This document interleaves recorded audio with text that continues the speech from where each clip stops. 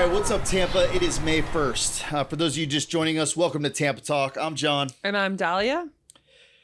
All right, thanks for joining us. So what are we talking about? Well, we've got a tragic story involving a local officer, a major case impacting the USF community, and some big picture conversations around teacher pay and the future work here in Florida.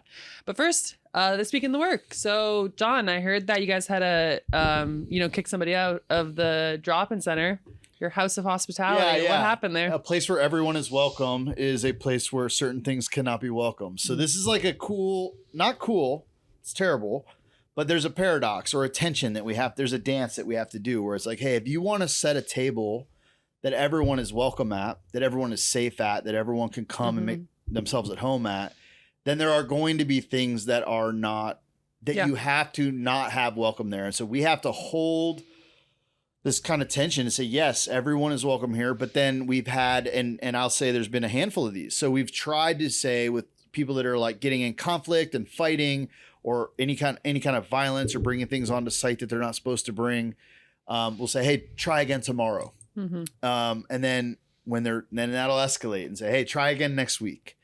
And the last thing we want to do is say you're banned or you can't come here or you're trespassed from this location. But there are times where that would become a necessity. Like that we've had to like dial that up out of just the conflict of the situation.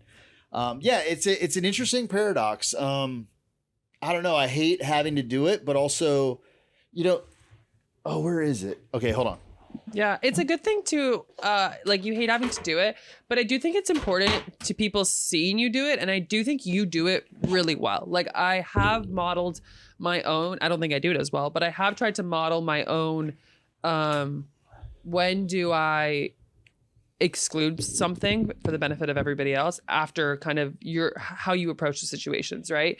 And it's actually, I think, dignified because you're telling the other person that they're being held to the same standards you would hold anybody to versus accepting bad behavior because you feel bad, right? Like how does that show somebody that you care for them in the same way you care for anybody else, right? This is one of the struggles with anything working around compassion. And a lot of the people that'll come and volunteer with us and work with us, compassion is like a really driving sentiment.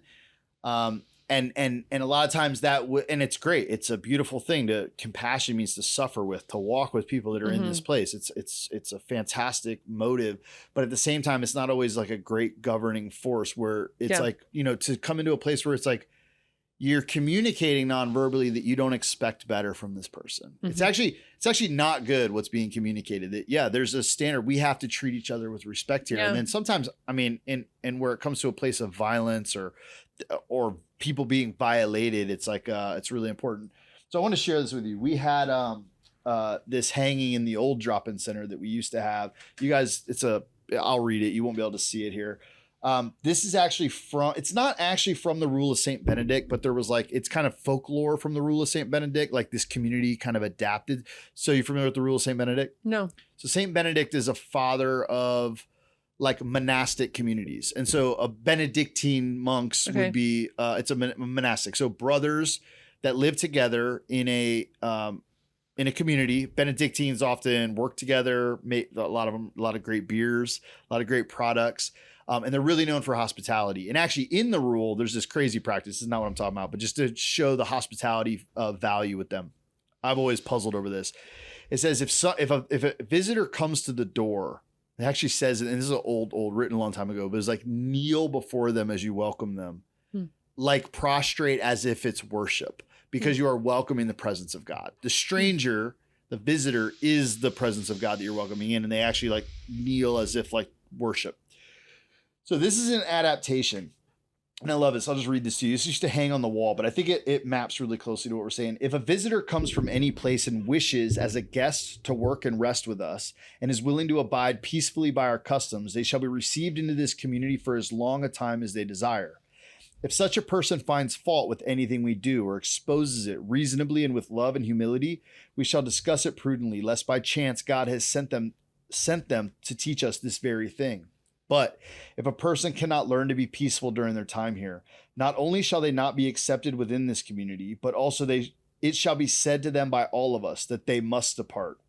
If they do not go, Let two stout brothers in the name of God explain it to them and escort them out of this place. I love the two stout brothers. Are you I one of want to those open two a brothers? pub called Two Stout Brothers. That'd be a great name for a bar. And but it's like, this is what I've been thinking about through the week, where we had some conflict, and you've got like some older people volunteering and some women there, and it's like, you need someone who's like, I need to remove this situation. Anyway, I don't want to spend too much time on this, but that was a big part of this week in the work. I think probably because the heat is dialing up. Yeah. And there's more heat, anxiety, stress, sleeplessness. And we're going to be dealing with that, I think, throughout the summer. Yeah. And I also think that as people get comfortable, you've also been more established in that space. That's true. They're like testing our boundaries. Yeah. And it's like, no, we're going to have boundaries, guys. Like, we're super open, but also and those boundaries are so important. And that's kind of what I mean by I try to model my behavior after you in this way, is because if you don't set those boundaries, it's harder for people who aren't as strong-willed as you to set those boundaries, or as even just not a man, right? Like at the end of the day, like it's harder for others to not set those boundaries. So once they have somebody to model it, then they can model it after them. And then they're clear. There's no question. Like, would John tolerate this? No. Okay, we're not tolerating it, right? It's a good like metric to hold. Well, and this is where some of our training and Mm-hmm. policy stuff that we're putting in place too is like, we want to actually say, so for example, like I'll say to everyone, you can't give someone money here. Right. You could be very strong on the about street. You could go, hey, like you're driving down the road. You want to give someone money? Mm-hmm. That's fantastic. I love it. Do what you want to do. Don't do that here because A, you can't do it for everyone. Yeah. B, everybody's going to ask. Everybody needs it. Now you're playing favorites. Like if you can't do it, this is a rule. If you can't do it for everybody, say no. Yeah. And you may not have to do it for everybody, but it's just as a rule of thumb, those kinds of things we're trying to like indoctrinate into our training a little bit so that it isn't left up to the temperament. Totally. Yeah. Yeah. No, I think it's a really good rule of thumb. And it's why the work's so difficult. I think if you could just give everybody money and you could just like, it's why the work's so difficult. The needs are endless. Right. And the needs it's complex. It's not just finance, and it's mental health, and it's addiction, and it's a ton of things that we're facing all the time. And then also the dynamics of all of the different volunteers that come in to help. Totally. So yeah, there's a constant state of attention to this, like how to make the place hospitable and to bring everybody on board to that same culture. We're culture building is what we're really doing. I'll just say one last thing about this, because I was talking about this today with my students actually about volunteerism and their responsibility as a volunteer in those settings, and kind of the fact that unless you take in the setting that you're volunteering, like to encourage them to provide feedback to the organizations that they're doing it with, because that active role allows, again, for not just a sense of ownership, but a sense of community. Like this idea when we come in as volunteers and we don't take, like, we're like, oh, that's not my job, I'm not going to tell that person no, or that's not my role, I'm not going to tell them how to fix this system. And then things start to like slowly slip away, versus when you have really active volunteers that do say, hey, I don't like the way that you guys are doing this, or I like the way, like kind of the such a person finds fault with anything we do. Unless God sent them here to tell us that. Yeah. And I was basically explaining that to my students in terms of volunteerism. I'm like, hey, I hope that you walk away from this class having learned this idea, and that you don't go into roles of volunteerism passively, and you take active roles in them. And hopefully those are received well by the organizations you work with, and, be mindful of how you say them and whatever. Be mindful of how you say them. Ask questions. Frame them as questions. Why do we do it this way? They honestly did a really good. I get more and more surprised every semester. I don't know, maybe I'm getting better at teaching or something, but like they walk away with their reflections, and I'm like, wow, like that's all the ideas. Like, it's gotta feel good. You did it, So yeah, that's it. This week in the Tampa history. Let's get into history a little bit. So we're gonna go back to May 7th, 1885, the creation of the Tampa Bay Board of Trade, which eventually became what we now know as the Greater Tampa Chamber of Commerce. And this was a big deal at the time. Leaders like Dr. John P. Wall, John T. Leslie, and Thomas Caruth were focused on making Tampa a place people actually wanted to live and work. There's some the Walls are like a major family. Like that John P. Wall was a major part of some of the origin story here in Tampa. One of the biggest things that they pushed, infrastructure. And so the Plant system, named after Henry B. Plant, helps connect Tampa to other cities through railroads, bridges, and water systems. Really laid the groundwork for really Tampa and the city that it is today. And that all came out of the Greater Tampa Bay Chamber of Commerce. So that's the early work, really like that May 7th, 1885 really tied into like kind of the economic momentum of our city. Groundwork. All right, let's get into the news a little bit. First story is a really tough one. A Temple Terrace police officer has been arrested after a crash that killed a 6-year-old girl. Yeah, authorities say that Officer Zachary Krug was driving over 100 miles per hour when the crash happened on Fowler. He was coming down 56th. Oh, man. The vehicle he struck had a mother and 3 children inside. Yeah, so a 6-year-old later died from her injuries, and an 8-year-old is still hospitalized. The officer has been fired and is now facing criminal charges. It's a really heartbreaking situation. Yeah, and it looks like he's being held accountable for it. So we'll see how it shapes out. This next one, I'm sure everyone I know has been talking about it. Have you heard about this one? Yeah. So it's really shaken up the USF community. So suspect has been denied bond. So by the way, this is about the USF double murder case. There's been a death of 2 doctoral students. And so the suspect is been detained and has been denied bond. Yeah, and the suspect is Hisham Bugarbi. I don't want to say his last name. Hisham is definitely his first name. He is like a U.S. citizen. He is being faced with multiple charges, including first-degree murder. He was the roommate of the victims. So they were 2 doctoral students, a male and a woman, dating, I believe. And both their bodies were found, or one of their bodies was found confirmed off the Howard Frankland Bridge, and then another body washed up in that same location. And yeah, I mean, the interesting part to me was that they were randomly paired as roommates, but they were in off-campus accommodation. So I'm not quite sure how that works. Like, it's a lot of them.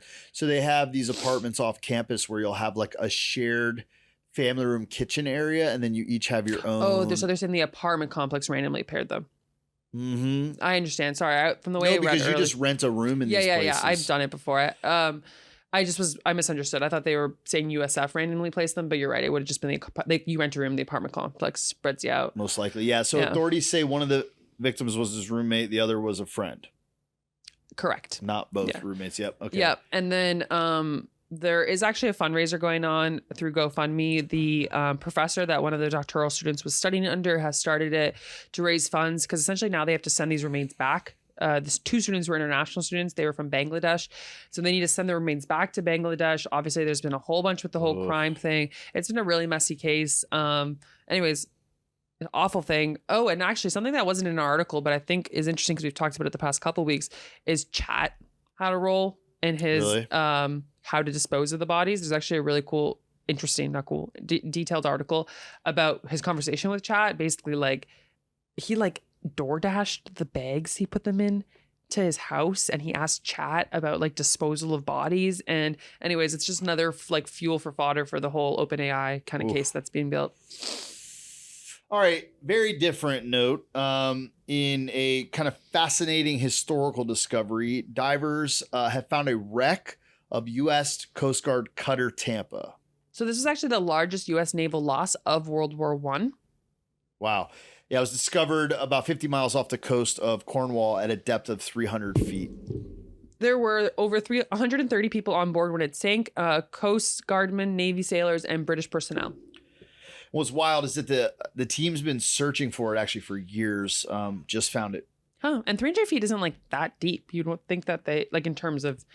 Yeah, in terms of, how deep the ocean goes kind of thing, I don't know. That seems deep to me, but... I'm pretty sure like the depths of the ocean are like, clue. Yeah, like it's super another deep. world. Yeah, I'm pretty sure Will dives 300 feet. So like, I don't know. Really? I think. I don't know. I could be wrong. I feel like he talks about an 800-foot dive. Anyways, maybe I'm making shit up. So I don't want to talk about it. Switching gears, Tampa hosted something. I didn't actually know about this band, but apparently they're a big deal. BTS kicked off their North American tour right here in Tampa and played to about 60,000 fans per night at Raymond James Stadium. 3 nights they did it, so roughly 180,000 people total. And that puts them in pretty rare company, on par with artists like Taylor Swift at that venue. Also the first major tour back after a 4-year break and military service. And I think they're like a Korean pop band. I don't know anything. Yeah, I think they're like what is this about? I think they're like a Korean pop boy band. Check them out. Check them out. Kids are all over them. I don't know. This next story is one that affects a lot of people really across the state. So a new report shows Florida ranks 50th in the nation for average teacher pay. By the way, that's last. Mm-hmm. Again. Yeah. Once again. And the increases we've seen recently, which were about 1.6% or $800, aren't keeping up with inflation. which has led to over 70% of teachers nationwide working second jobs. Yeah, and this comes to Hillsborough teachers are negotiating new contracts. So this isn't just a stat. It's something that's actively shaping kind of our own classrooms right here, right now. I think it's pretty, I don't know, to me, the fact that teachers are some of the lowest paid professionals in our society, specifically in Florida, just doesn't, How are you going to encourage people to do that job if you're like never going to make, like you're statistically never going to make a living? Right. Yeah. Yep. There's an entire, how often does, what is it called? HEP? The like Hillsborough Education Project or whatever. Mm-hmm. Like it's just, they got a great building over in West Tampa. I run into them everywhere. They're great people, but I'm like, this entire nonprofit is like to give teachers, like, here's notebooks and pens and like crazy. just to like this whole other thing to auxiliary fund, like get them supplies and things. Yeah, no. And I'll say, I've said this before, I think on the show, but in Toronto, I think maybe specifically the Ontario pension plan for teachers is like one of the largest pension plans like our teachers are so well paid. And it does impact your education system. For like sure. The better paid your teachers are, the more, my cousin is already has a master's degree and is like on wait list to get jobs because of how competitive it is, because nobody leaves, because why would you leave? You make 6 figures, right? Yeah. And that's the kind of, so she's going to be a multiple master's educated elementary school teacher.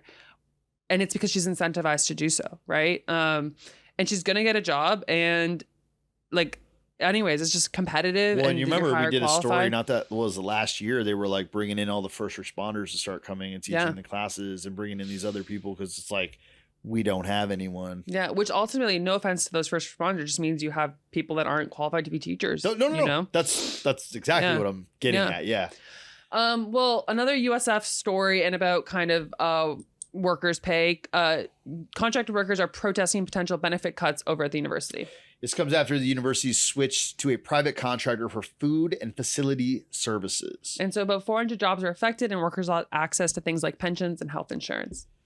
So now you're seeing janitors and groundskeepers speaking up about wages and working conditions at the campus. Yeah, so just another example about funding and operations and, how these impact real people behind the scenes. Events going on this weekend. We have the Armature Works Boat Show taking place in Armature Works at the Heights from Friday, May 1st to Saturday, May 2nd. Oh, and Sunday, May 3rd.